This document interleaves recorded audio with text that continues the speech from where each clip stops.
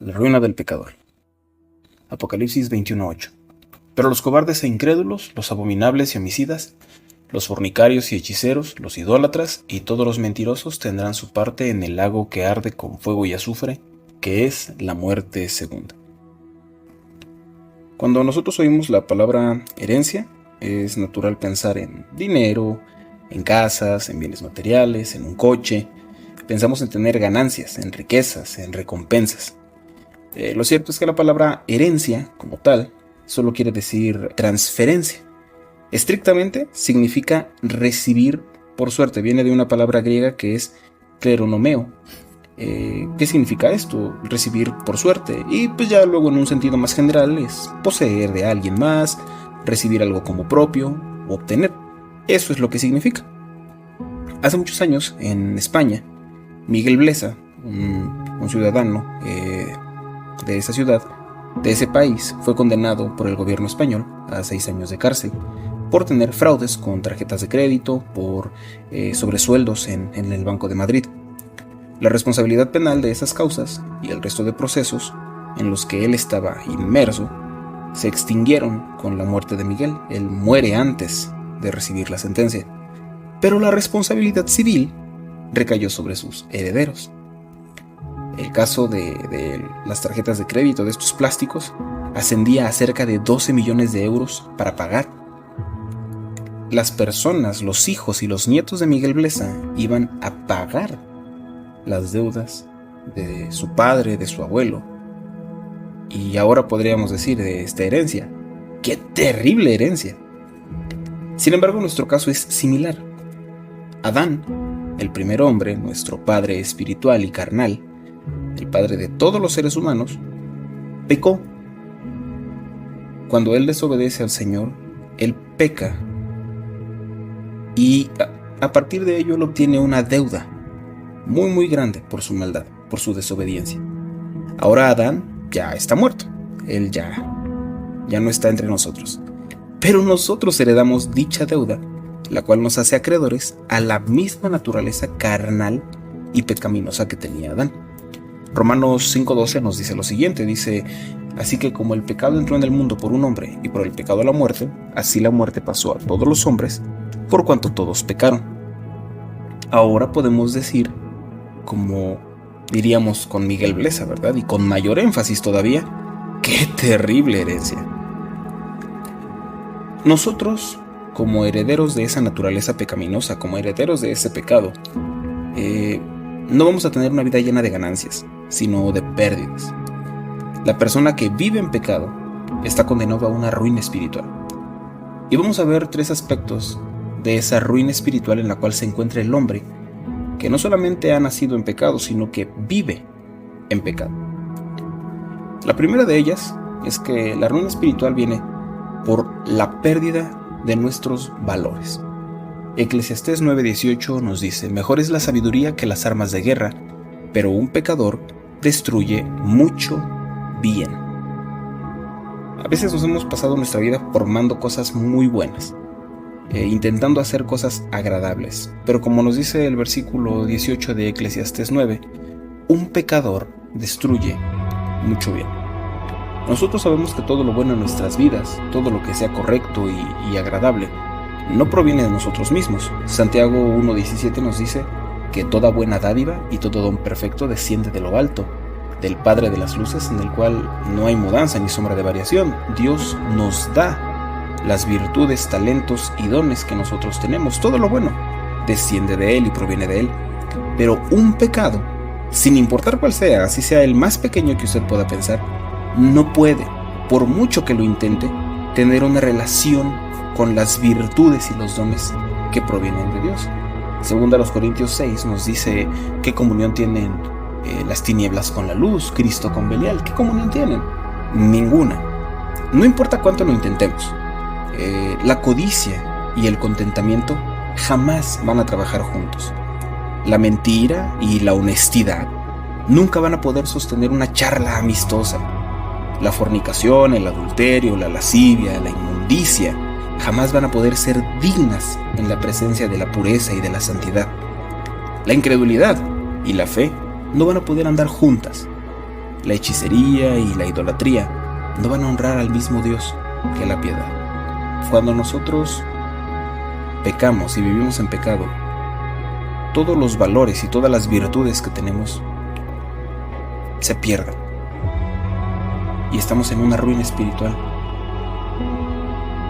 Cuando nosotros vivimos de esta manera, estamos rechazando los valores y las virtudes que Dios nos ha concedido. Es una gran pérdida, pero no es la única pérdida. La segunda pérdida que lleva al hombre a una ruina espiritual es la pérdida de su propia identidad. Proverbios 11:6 dice: la justicia de los rectos los liberará, mas los pecadores serán atrapados en su pecado.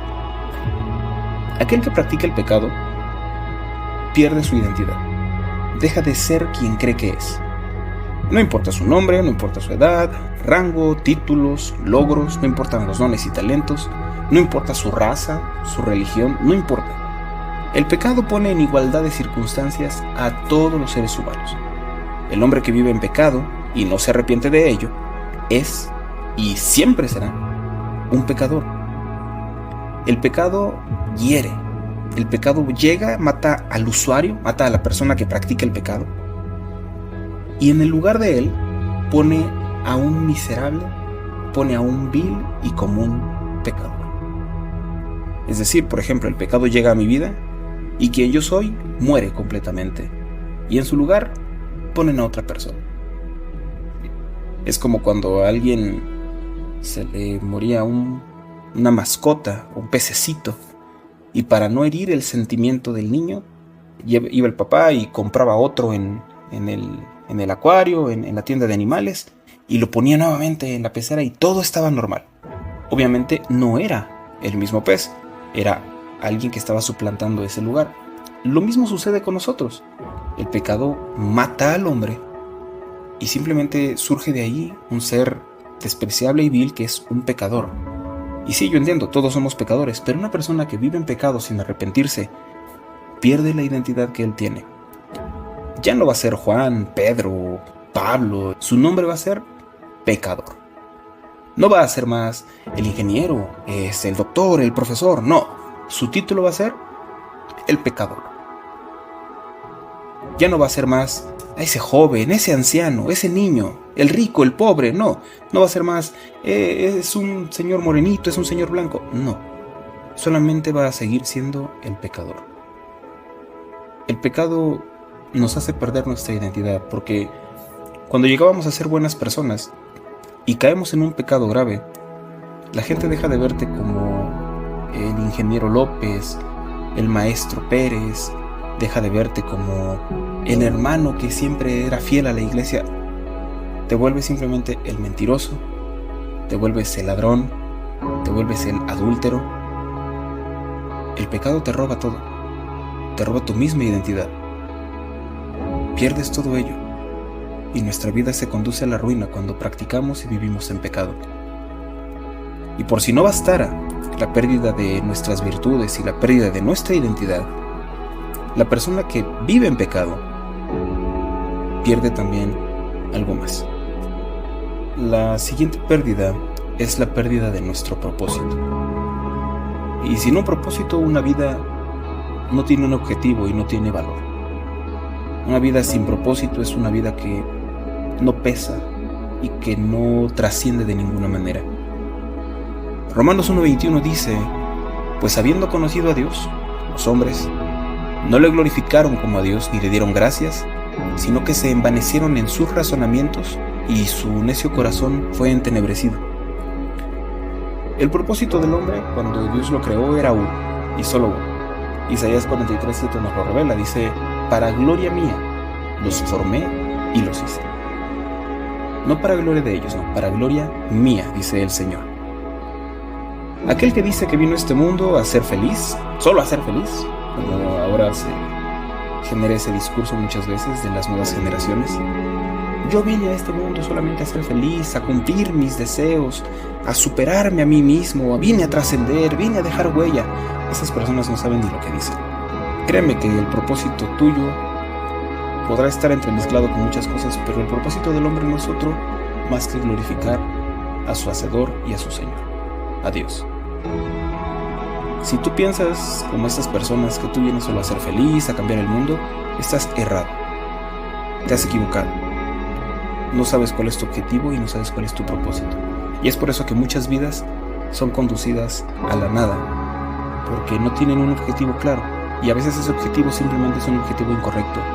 Dice la Escritura allá en Proverbios 14:2 que hay camino que al hombre le parece derecho, pero su fin es camino de muerte. Y tú puedes pensar que estás yendo en una buena dirección, pero el pecado, créeme, te desvía de todas estas cosas. El pecado es lo que ha desviado a miles de mujeres a creer que ellas son independientes y que no necesitan de nadie más, ni siquiera de Dios. El pecado es lo que ha llevado a hombres de muchísimos lugares a enfocarse únicamente en sus propios objetivos, en su superación personal, en decir, tú lo puedes hacer, y en olvidarse que todo lo que tienen es por el Señor. El pecado es la base de toda la ideología moderna que se desvía de la verdad y que abraza el pensamiento del orgullo. Cualquier orgullo.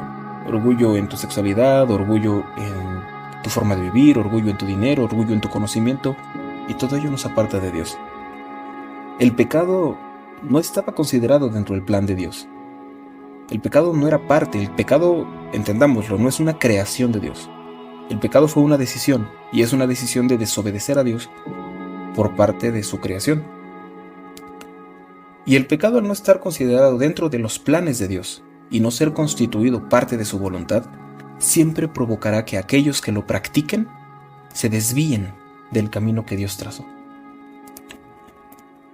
Veamos algunos aspectos. Por ejemplo, Romanos 1:18 dice, porque la ira de Dios se revela desde el cielo contra toda impiedad e injusticia de los hombres que detienen con injusticia la verdad, cambiando la justicia, dice la Escritura, por la injusticia. Versículo 23 dice, cambiaron la gloria del Dios incorruptible en semejanza de hombre corruptible. Cambian la gloria. Cambian otra vez. Sí, no es el propósito, ellos lo cambian. Versículo 25 dice, ya que cambiaron la verdad de Dios por la mentira. Cambian la verdad. Versículo 26 y 27 dice, por esto Dios los entregó a pasiones vergonzosas. Dice el versículo 27, y de igual manera también los hombres, dejando el uso natural de la mujer, se encendieron en su lascivia unos con otros, cometiendo hechos vergonzosos hombres con hombres. Cambiaron el propio uso natural. Lo que nosotros vemos el día de hoy con las personas que creen ser algo más de lo que son, inclusive el día de hoy ya la gente cree que son animales. Imagínense hasta dónde ha llegado el pensamiento. Todo eso, la raíz ha sido por cambiar la justicia de Dios. Cuando la gente cambia la justicia de Dios, cambia la gloria de Dios. Cuando cambia la gloria de Dios, cambia la verdad de Dios. Y cuando cambia la verdad de Dios, cambia toda la naturaleza y cambia todo el propósito que tenemos nosotros. Cuando nosotros somos parte de la herencia pecaminosa de Adán, las pérdidas son altísimas. Con el pecado, entiende esto, con el pecado no hay ganancia. Con el pecado no hay ganancias. Si tú estás practicando un pecado, no vas a ganar nada de ahí. El pecado arruina tu vida, y no solo tu vida, arruina la vida de todos los que te rodean. Pero la mayor pérdida que puede sufrir un pecador es perder su propia vida. Romanos 6:23 nos dice, porque la paga del pecado es muerte. Hay una paga por el pecado, y no solamente es lo que yo te he hablado esta mañana, sino también la paga del pecado finalmente es la muerte. La parte o la herencia del pecador no es con los ángeles, no es en el cielo, y menos con Dios. El pecador tiene un destino y un castigo que afrontar. Es lo que leíamos al principio en Apocalipsis 21:8. Mas los cobardes e incrédulos tendrán su lugar en el lago que arde con fuego y azufre, que es la muerte segunda. Ese es el fin de todo pecador que no se arrepiente. Sin embargo, la Escritura nos enseña que hay esperanza para todo pecador que vive. Aquella herencia que recibimos de Adán solo tenía como consecuencia la ruina de nuestras vidas, nuestra muerte. Nuevamente, Romanos 5:12 dice que por cuanto todos pecamos, también la muerte pasó a todos los hombres. ¿Sí? Pero en Cristo hay vida, y no solo vida, hay vida eterna. Juan 3:16 seguramente lo conoces o lo has escuchado alguna vez, aunque no conozcas que estaba en esta parte de la Biblia. Pero nos dice claramente Juan 3:16 que de tal manera amó Dios al mundo, a todos los que estamos en el mundo, que ha dado, ella dio a su Hijo unigénito, para que todo aquel que en él cree no se pierda, sino que tenga vida eterna. Romanos 6:23 decía, la paga del pecado es muerte, y sí es una realidad. Pero la segunda parte nos llena de esperanza porque dice, mas la dádiva, el regalo de Dios, es vida eterna en Cristo Jesús. Claro que hay alguien que puede quitarnos esa herencia. Hay alguien que pagó, y no con cosas como oro y plata, no con esas cosas corruptibles, sino con la sangre preciosa del propio Cristo, como de un cordero sin mancha y sin contaminación. Es algo de inimaginable valor. Yo te invito a que te acerques a Cristo hoy. El Señor dice allá en Isaías 1:18, venid luego, ven pronto, dice Jehová, y estemos a cuentas. Tú dime, ¿qué cuentas tiene Dios contigo? ¿Qué te debe Dios a ti? Ninguna, ¿verdad? Pero nosotros sí tenemos que arreglar cuentas con Él. Dice el Señor, venid luego y estemos a cuentas. Si vuestros pecados fueren como la grana, rojos, así vivos, dice, como la nieve, serán emblanquecidos. Si fueran rojos como el carmesí, vendrán a ser como blanca lana. Y si tú ya has creído en Cristo, pero vives disfrutando de tu vida aún en el pecado, entre comillas disfrutando, no tienes por qué terminar tu vida viviendo de esa manera. No tienes por qué seguir viviendo en pecado como hasta ahora. En Cristo hay vida nueva, hay vida correcta. El Señor dice allá en Juan 10:10, yo he venido para que tengan vida, pero no solo vida eterna, yo he venido para que tengan vida y para que la tengan en abundancia. Y si tú has pecado, no tienes que quedarte ahí. Hay oportunidad en el Señor, siempre la hay. Él dice, venid luego, estemos a cuentas. Pero Él también dice allá en 1 de Juan 1:9 que si confesamos nuestros pecados, Él es fiel y justo para perdonar nuestros pecados y limpiarnos de toda maldad. No tienes por qué seguir en el pecado. Ya sea que sea la primera vez que conoces de Cristo o que ya lo conozcas de tiempo atrás, no permanezcas en ese pecado. En Cristo hay vida en abundancia y hay verdadera herencia de riquezas. Dice la palabra del Señor que el Señor nos ha hecho herederos de Dios y herederos con Cristo. Pero para eso necesitas recibirlo como tu Salvador hoy. Regresa al Señor. Ven a Cristo hoy. Que Dios te bendiga.